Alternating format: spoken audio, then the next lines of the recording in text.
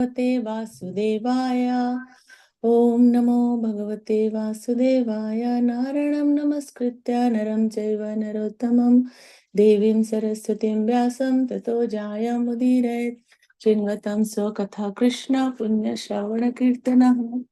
हृद्यन्तस्थो हि अभद्राणि विधुनोति सुस्थितं नष्टप्रायशो भद्रेषु नित्यं भगवते सेवया भगवते उत्तमश्लोके भक्तिर्भवति नैष्टिकी। ॐ अज्ञानतिमिरान्धस्य ज्ञानाञ्जनशलाकया चक्षुरुन्मिलितं येन तस्मै श्रीगुरवे नमः। मूकं करोति वाचालं पङ्गुं लङ्घयते गिरिं यत्कृपातमहं वन्दे श्रीगुरुं दीनतारिणम्। Hare Krishna, everyone. Today I'll just give the overview for chapter 9 of Canto 4, that is King Prithu's 100 horse sacrifices.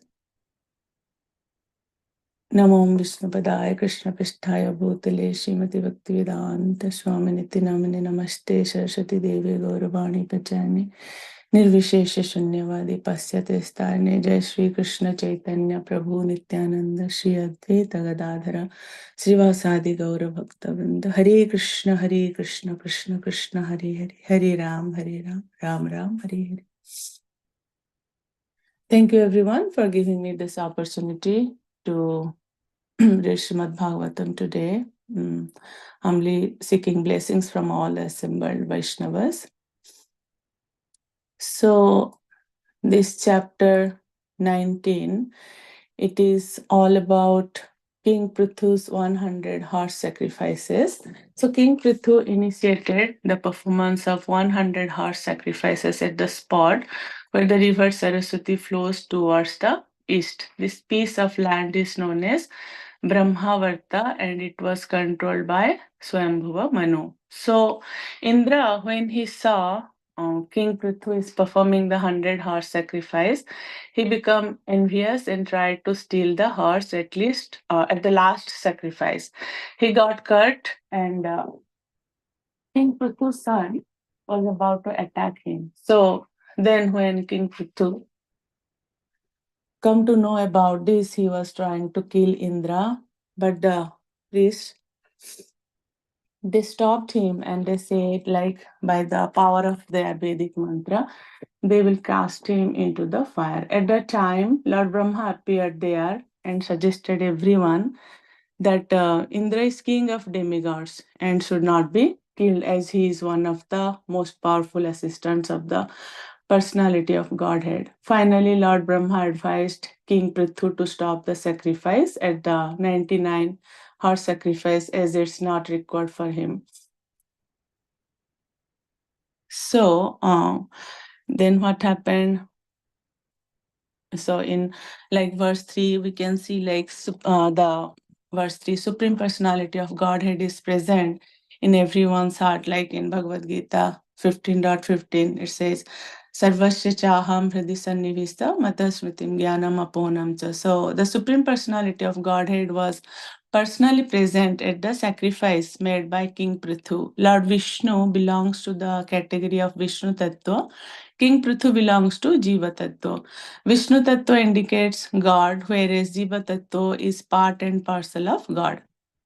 And God's part and parcel is especially empowered.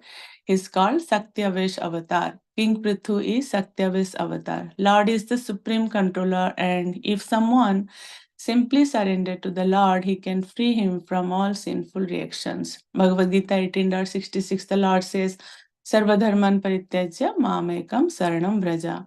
So, if we are fortunate enough to take the lessons given by Lord Krishna in Bhagavad Gita, our lives immediately become successful. No one can give better instructions to human society than Lord Krishna. Then the verse 4, 5, 6, it is about like when Lord Vishnu appeared in the sacrificial arena, Lord Brahma, Lord Shiva, and all the chief predominating personalities of every planet, as well as their followers, came with him. He was accompanied by the residents of Siddhaloka and Vidyadharaloka, all the descendants of Diti and the demons and the yakshas. He was also accompanied by his chief associates, headed by Sunanda and Nanda.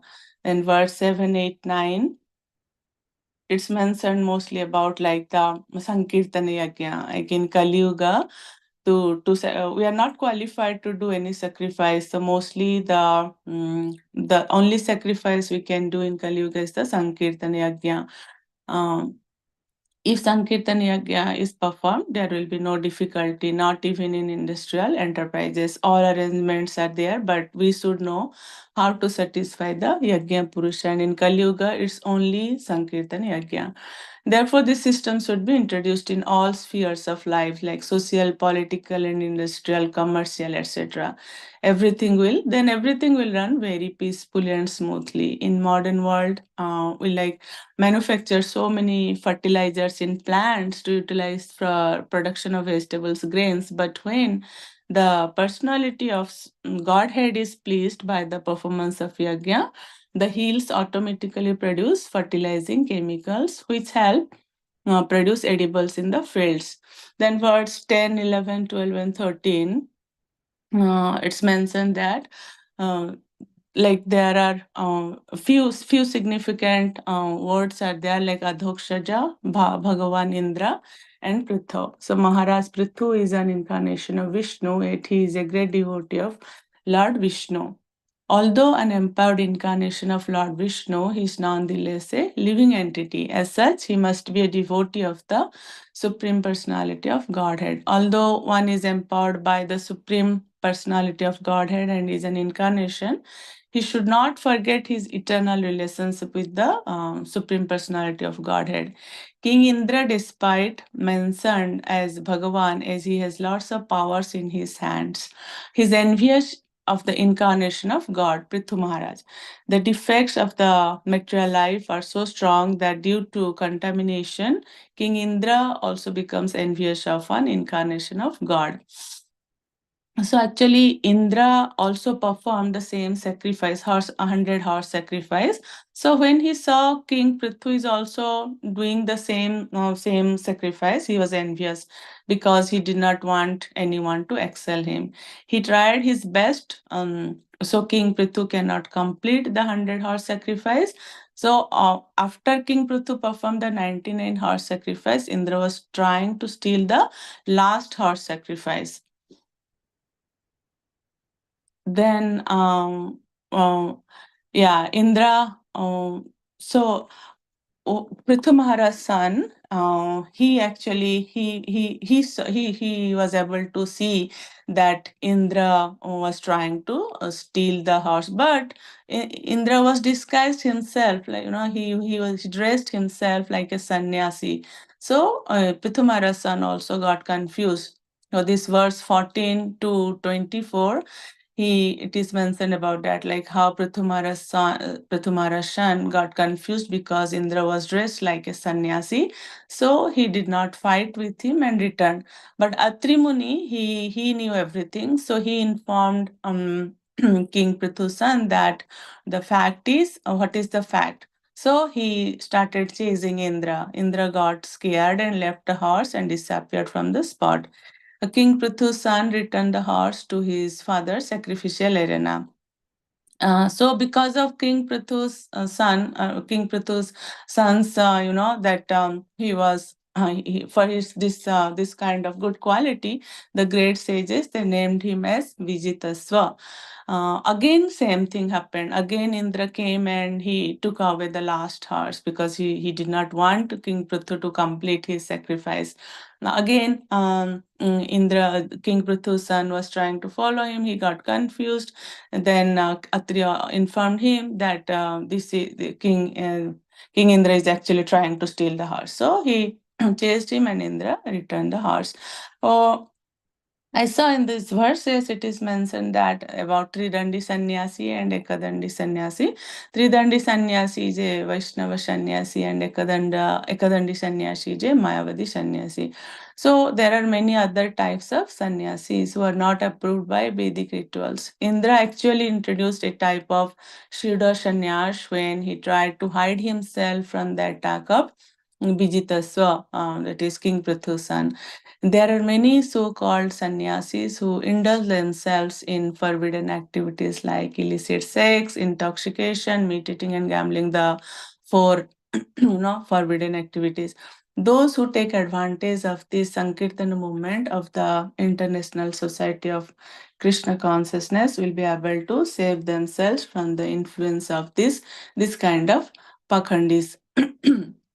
So actually, the Vedic Shastras practically prohibit the adoption of sannyas in the age of Kali because less intelligent men may accept the sannyas order for cheating purposes. Actually, the only religion is the religion to surrender unto the Supreme Personality of Godhead. We must serve the Lord in Krishna consciousness. Then it is mentioned. So in most of the verses, it is given like high importance is given about Sankirtan Yagya. Because Kali Yuga, we are not qualified to do any other kind of sacrifice other than Sankirtan Yagya. Then 25 to 33, it is mentioned that about like we are seeing here, it's a horse sacrifice. King Prithu is giving the sacrifice of horses. So no one should ever be killed in a sacrifice meant for the satisfaction of Lord Vishnu. Then when actually, that time they were, giving sacrifice of animals because they will get in the due to the proper pronunciation of Vedic mantra, the animals will get better life. In the next life they will get a better kind of life. That's why. So when everyone knew that Indra was doing this kind of activity, they decided, to kill Indra. King Prithu decided to kill him, but the priest they present there, they said like, you should not kill Indra because you are doing a sacrifice. But by the power of our Vedic mantras, we can like cast him into the fire.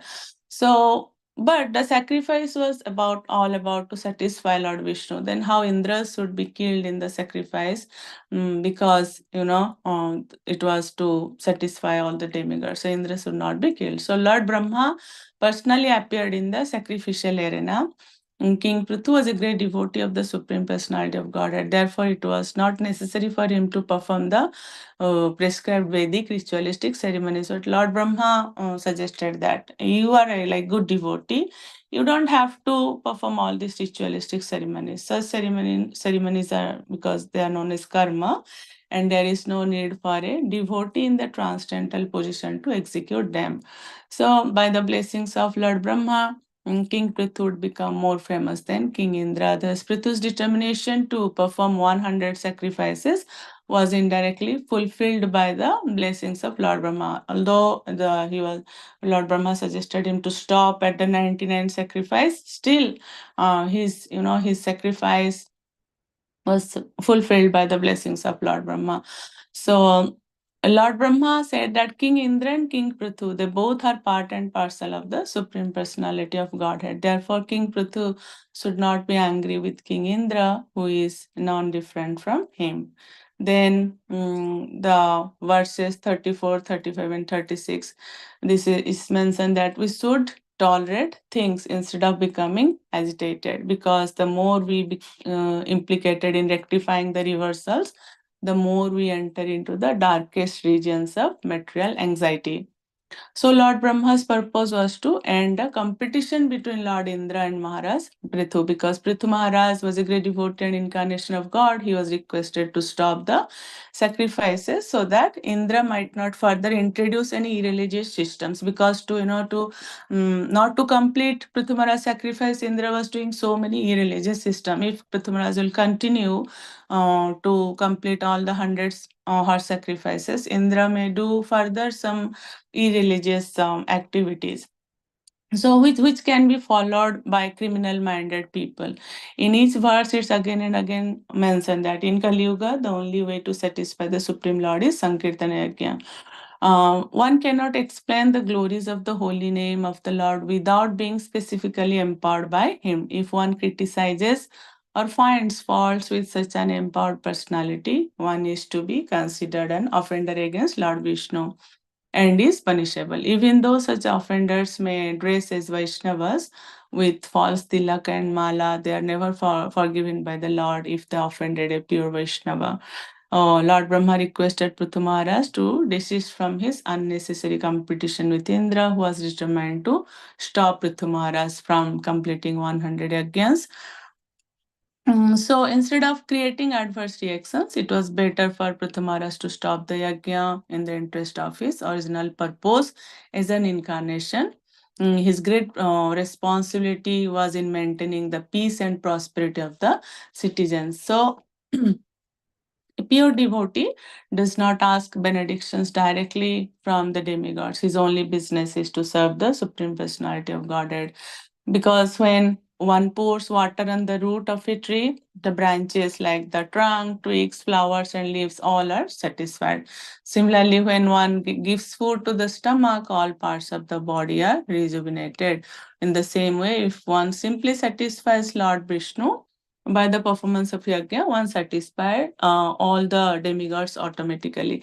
So, whoever were invited to the sacrificial arena, like the Brahmanas, priests, and people from different planets, so they all were very much satisfied from King Prithu, and they gave their heartfelt blessings to the king. So, this chapter is mostly about, like, envy, and how envy is not good for our devotees. So, what is envy?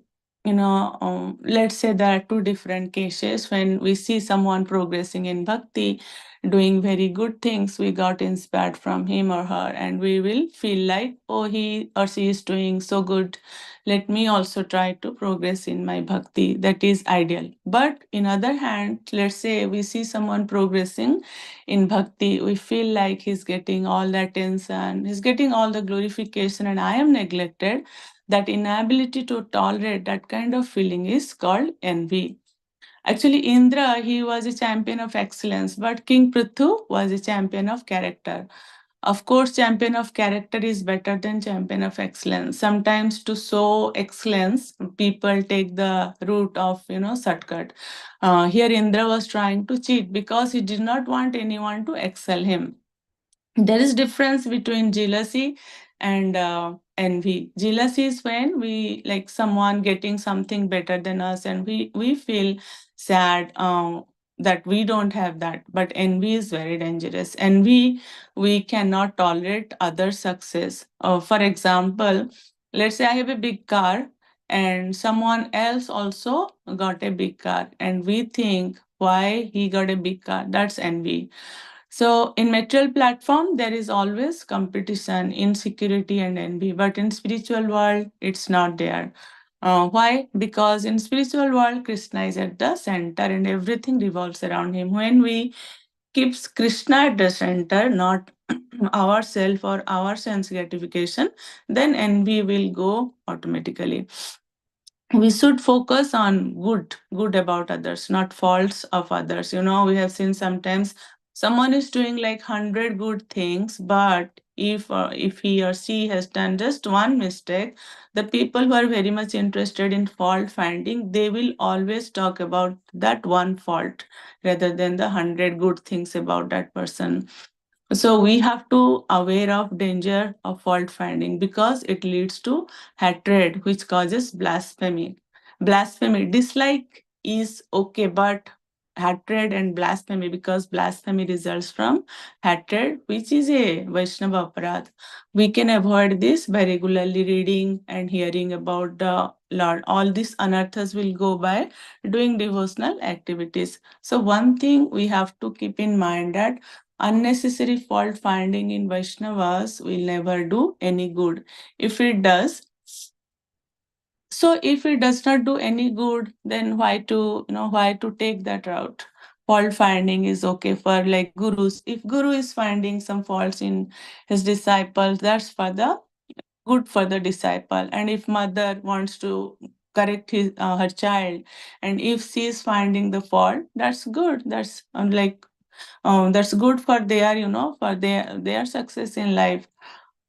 But unnecessary fault finding is not good. when we find fault and reports to higher authority with the intention to rectify or correct someone for his good, it's always good. But if our intention is to blaspheme someone, it's not good.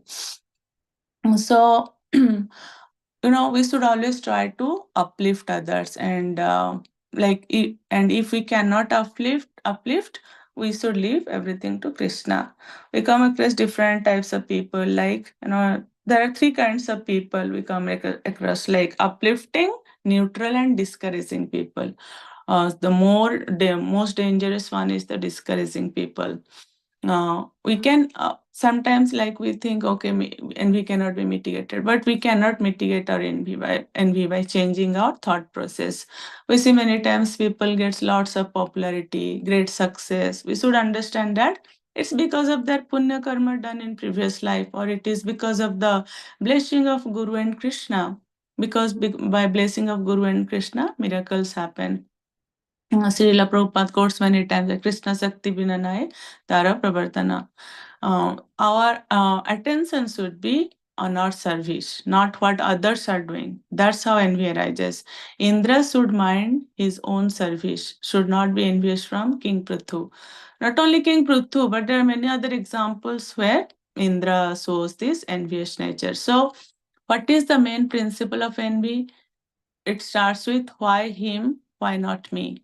We feel envious when someone gets glorification, facilities, attention, enjoyment, good position, etc. When we try to focus on our service instead of focusing on others' activities, our service will go well.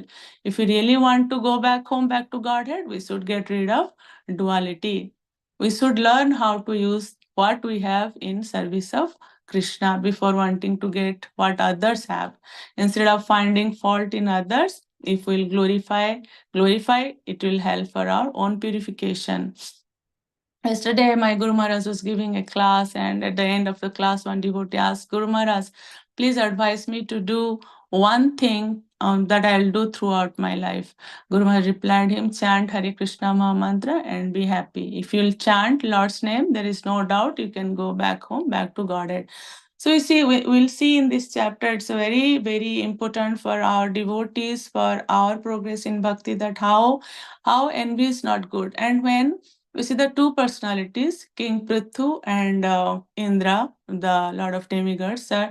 So when Lord Brahma sees that King Indra was trying to do this kind of things, whom Brahma approached King Prithu. Brahma could have approached King Indra and suggested him that not to do that thing, but Brahma approached King Prithu. Why? Because we see examples, if there are two child, like say elder child and younger childs are very stubborn, they want everything. Let's say parents bought two toys, one for elder and one for younger child want both the toys, so that time whom parents approach the elder kid. Why? Because elder kid has more understanding, they know things better than the younger kid. So here in this case also, Lord Brahma approached King Prithu Maharaj, because King Prithu Maharaj he was already liberated, and he was like Satyavas avatar of the Lord. So he did not want to do all these sacrifices. So he should stop that thing. Lord Brahma knew that King Prithu will understand things better than King Indra. That's why Brahma approached King Prithu. So this glorifies, even though he did not complete the 100 horse sacrifices, he stopped at 99. Still, Prithu Maharaj is more glorified than Indra. So it's such an important chapter. Like when I read the overview, it's really helpful.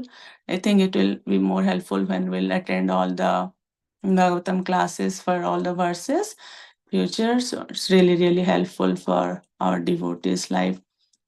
I'd like to stop.